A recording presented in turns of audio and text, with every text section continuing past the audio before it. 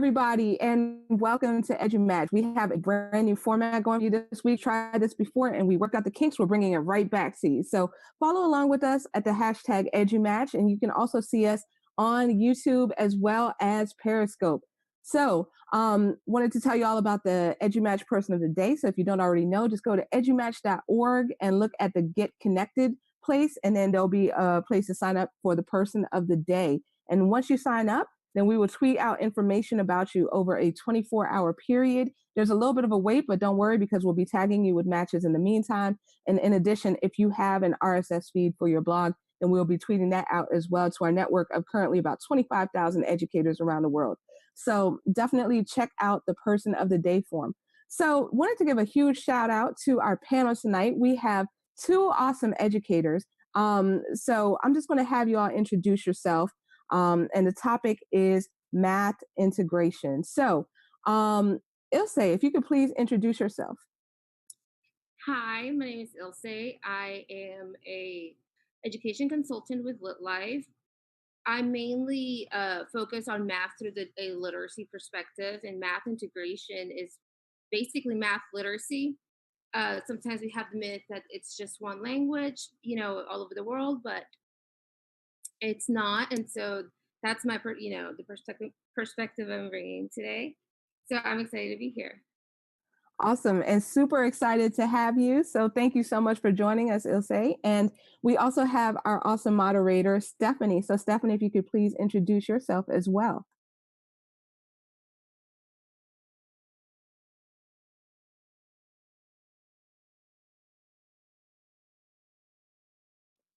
Okay, hi. Can you hear me okay? I just switched to my headphones.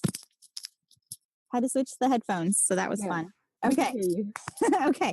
So I am Stephanie Filardo, excited to be helping moderate and ask the questions today. Math is very near and dear to my heart. I taught math but in middle school and high school, both regular education and special education for 6 years. So that's just something that, I've worked with a lot. And now that I teach computer science at the high school level, it's still something that we work with. We run into it almost every single day when we're working with coding. So it's definitely alive and well in the other contents.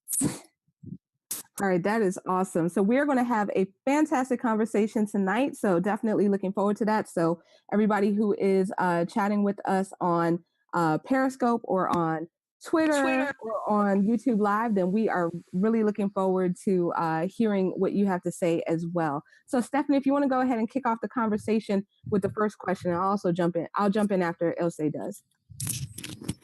Okay. So question one. So this one is just one that always gets me anyway. So sometimes people say, I'm just not a math person. So other than the fact that just completely irks me when people say that, I want to know, when's the time you've used math outside of math class, and how has your math ability impacted your life? So outside of math class, well, many years ago, I was working before I was a teacher, before I became an educator. I was working at a Office Depot actually, and we were trying to figure out, I was a cashier. We were trying to figure out what size the screen was. So we used, the Pythagorean theorem. Am I right? And to find the diameter, turns out screens are based off, look at the ABC. So that was really interesting. And I remember that was a long time ago. And I remember the person who was purchasing it was really surprised. So when people say I'm not a math person, sometimes I think that it's more of like the hidden language of math that I run into. That, for example, I am an English learner, and for students, sometimes when we say two, that can mean so many different things. It has like 8 different meanings in the English language, just that sound. So I think when people say I'm not a math person, it's just an opportunity to find those moments where we might have had a gap or confusion. But it's really interesting. I think that's the one time I really remember, like, where I, used something that I didn't even think I was going to use. And that was over 15 years ago, I believe. So it's a lot of fun. Yeah. Okay, Sarah, what do you have? I know you're dying to answer this question, Sarah. What do you Yeah, have? absolutely. So in terms of math, I mean, I love math, and I came from teaching English language arts, but math has always been a great part of things I do. And in terms of integrating it with students, then it's just I would say that it played a role the most in well in everything, but definitely in the tech classes when we were doing STEM activities, and there's just so much math that's integrated into that. I actually finished my classroom teaching experience in a high school class, and I remember that one of our most powerful lessons was a simulation from, oh gosh, what's the name of it? PHET. And it was a physics simulation through PHET where you had like a seesaw and you had like two different, you had to move the weight to one point to have it balance out and things of that nature. And I mean, it was just like really, it was really interesting to bring the formulas into it and have the kids see, hey, it's not just about trial and error. There's actually something that you can use to calculate this. So you can actually save a lot of time and get yourself through the simulation if you just figure out the formula that will help you balance it out. So definitely love integrating math in all in as much as possible. I mean, it's part of our world. So absolutely. Yeah, I think I want to go back to what Ilse said because I realized I should have done that before I head over to Sarah. I had never really thought about that, about how many different meanings just the sound two has.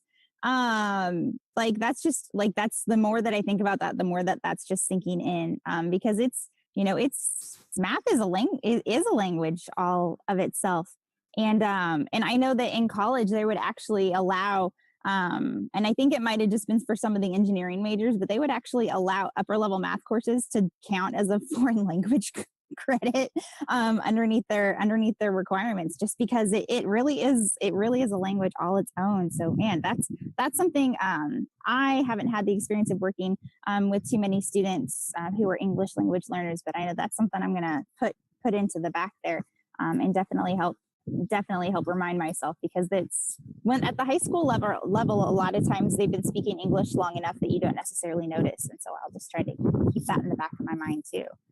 For me, I think that my favorite time to tell students that I use math is when I'm filling up my gas tank, trying to think about, like, because your budget is like just your budget, your daily, figuring out how much money you have to spend and allotting all of that is a math thing, like crazy in itself. And it may just be that simple adding and subtracting, but that's something that's impacting us daily. And so when I really have to use it to compare and think about, well, it's on my 60-mile drive to work in the morning. Do I stop here and get gas? Or do I stop here? Because if it's 20 cents difference further down the road, how does that add up? And it may not seem like that much right now, but if I keep making that decision, and spending the 20 cents more per gallon every single time, then how is that going to impact me?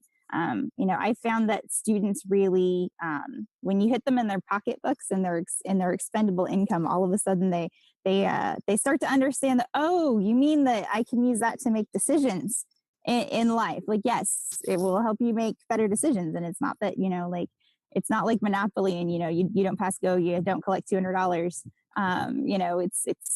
It's not always a life altering thing, but it definitely helps us make decisions. Do you guys?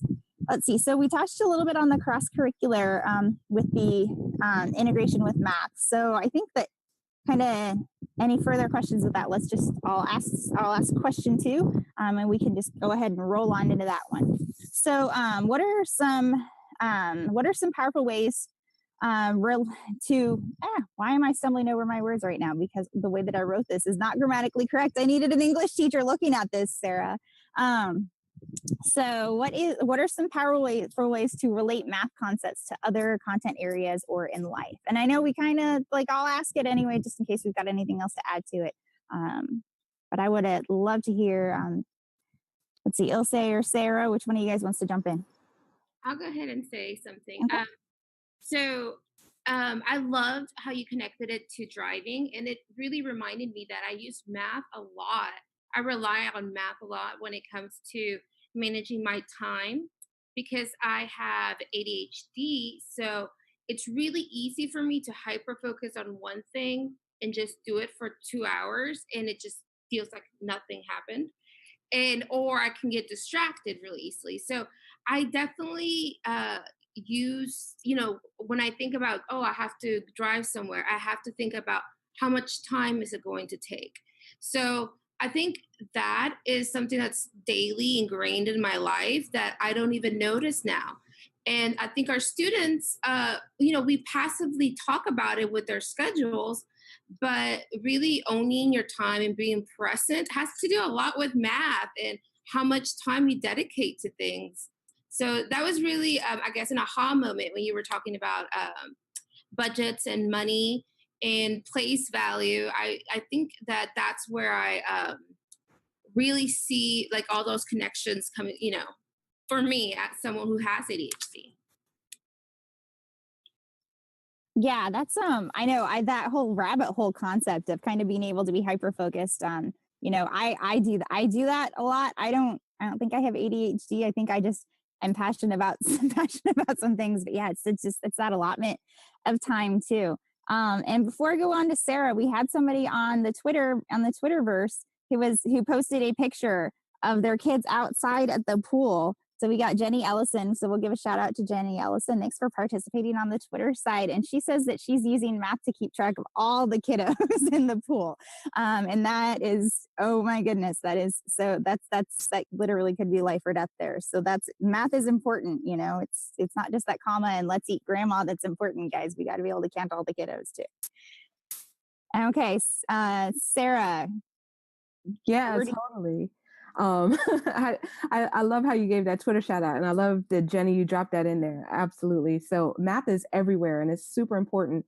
And all of these different content areas, they're separate in this country, but I've heard of some countries where they kind of have more of an integration. Like, for example, I think I heard Finland or something like that. So I'll definitely look, and if I can find that link, I will drop it on the Twitters. But in terms of ways to integrate math, then there's so many things that just kind of lend itself to that. I already kind of mentioned a STEM example where there was a lot of science in there. There was reading goes with math. A lot of times, I guess the obvious thing for me would be word problems.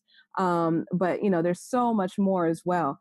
And social studies, absolutely, because you can look at the difference in mileage between like various places. So I mean, for me, the ideal would be to collaborate as a team, a grade level team perhaps, and see where these connections can be made, because I think that really brings the relevance to the learning of our students. So also maybe bringing it into PBL and things of that nature. I definitely think that definitely helps make it stick. Okay. Oh, I was starting to talk there and I was muted still. Okay. So let's see. And I think that as far as like cross curricular, like I actually had my geometry students last year. I'd written a grant and we got some tower gardens. If you guys aren't familiar with the tower garden concept, it's like hydroponic, but it's not, because I'm explaining it badly. Any tower garden people who are going to be listening to this or watching this are just like, what is she talking about? But look it up. It's a pretty cool thing. There's a guy in New York, and it's Stephen Ritz, I think. He had them in the White House and did a lot of stuff where he was incorporating that into his classrooms. And there was a lot of measuring that my students had to do for that. There was planing out.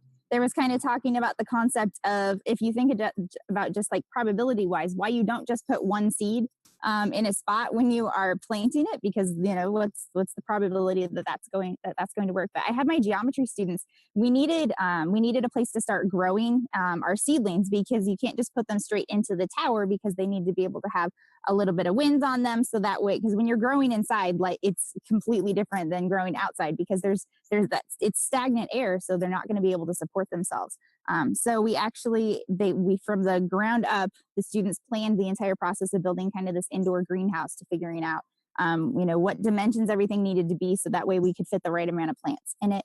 And it ended up it took way longer as a project than I ever thought that it would. I'm glad that I had the flexibility to have that small group of students work on that.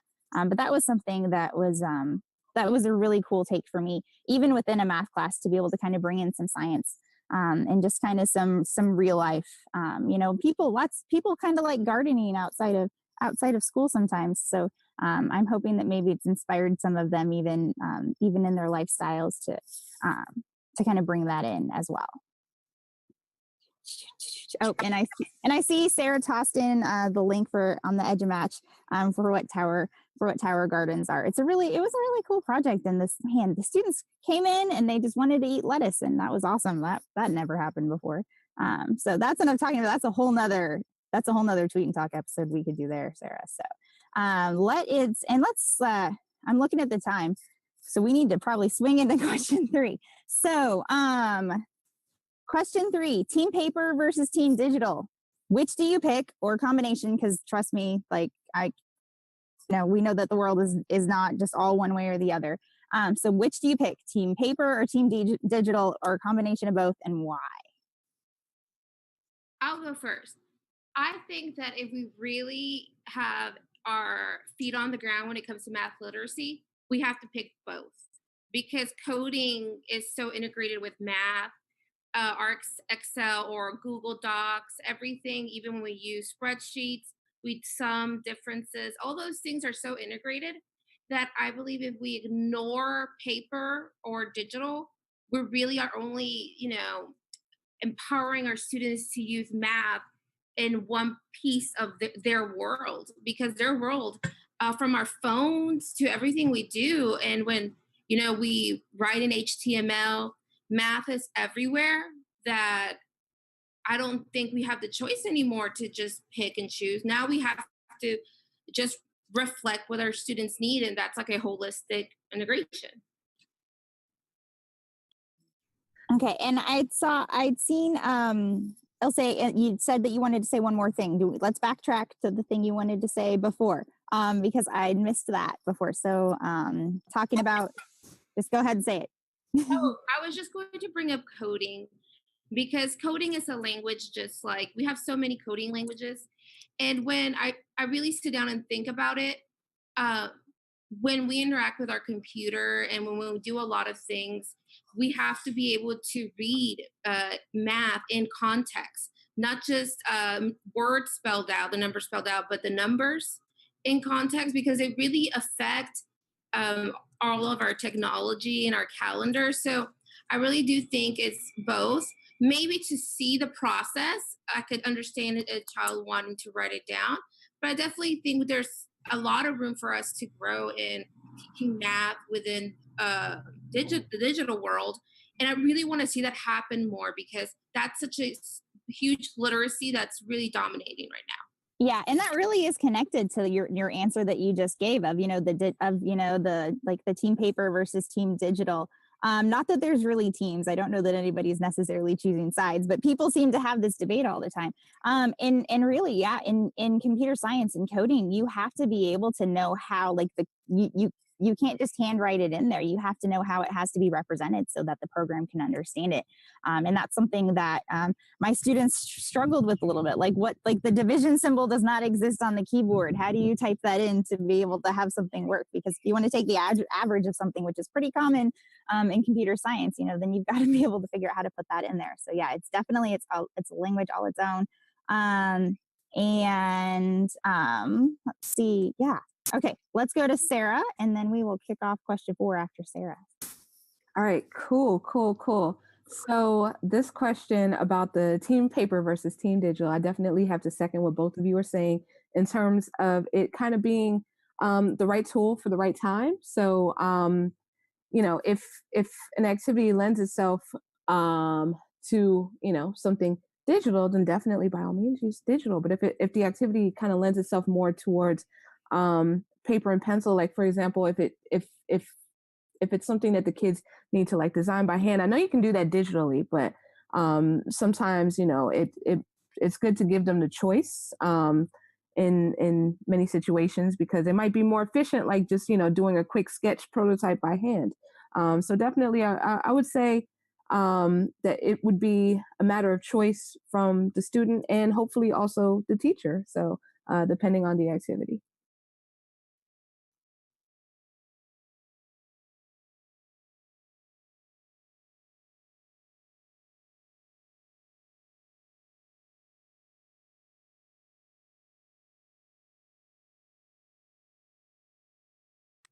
Hey, Stephanie, you might be muted.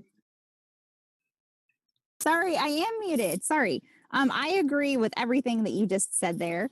Because that's exactly it. We had a response on Twitter I was trying to respond to and forgot to unmute myself. Sorry. Because I wanted to share. So Francoise, can't say your last name. I'm sorry, I'm not even gonna botch it. But says Team Digital with great Wi-Fi and Team Paper if Team Digital struggles with accessibility. So it just kind of, yeah, it's definitely the right tool for the job. I found that one thing that I really liked doing when I was having students do math on the screen is I had these old transparency sheets because who uses those anymore, right? Like, of course I do because I find a use for everything. So we take a transparency sheet and put it over the screen, so like over the screen. And then they'd use a dry erase marker, and that was great with graphing activities. But even just kind of writing stuff out, some of the kids would, but then they had it so they could use it next to them as a whiteboard or they could put it up on the screen. And the first time an administrator walked in and saw that, they thought the kids were writing on the screens, and that was a little bit of a crazy conversation, for sure. But that's kind of just a little suggestion to toss out where you can combine that digital and that paper as well. And honestly, I think the students like the dry erase better, and I think it lends to growth mindset almost better than using pencil and paper because you can only erase so well when it's paper. So thank you, Francoise, for pointing that part out because that is important. That access, you have to have the access to it as well. Okay, our last question. Let's round the corner and go to question 4. So in a world where students have access to resources such as Photomath, which I will briefly explain after I finish saying the question. So Photomath and Wolfram Alpha, how do you respond? So Photomath is that, for people who aren't familiar with it, is an app where you can take a picture of a math problem, and it used to just be in text, like it had to be typed in, but now they're working on it. My understanding last time I used it, they were working on getting it so it worked with the handwriting as well. And it will actually show the steps and the answer for the students. So, and then Wolfram Alpha is really just an insanely great. If you haven't looked at it and you do anything with math or you don't, you should look at it. It's got a lot of different calculators and resources. So basically students have access to find quick answers to lower level problems. So how do we respond to that in our teaching? Well, I remember when Wolfram Alpha was first really spreading through the United States.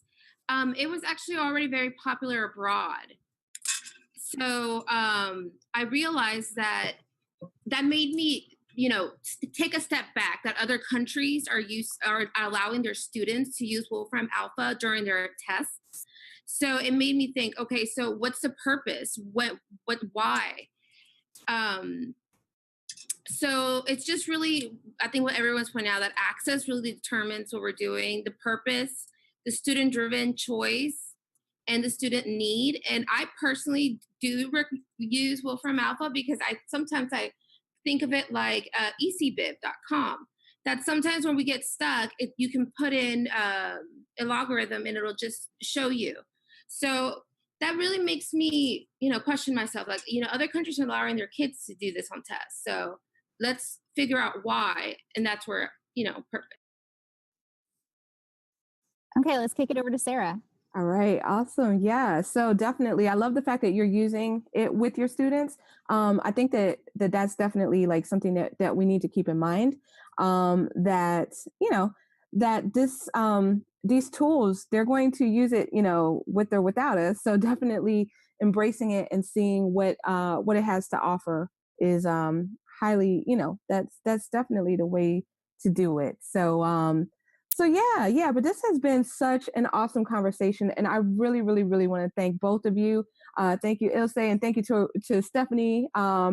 Just a great conversation, great moderating, great answers to everybody on Twitter that was tweeting along with us, and thank you to everybody who was watching us on Periscope and on YouTube Live. So we're going to go ahead and wrap this up, but we're going to take a break next week.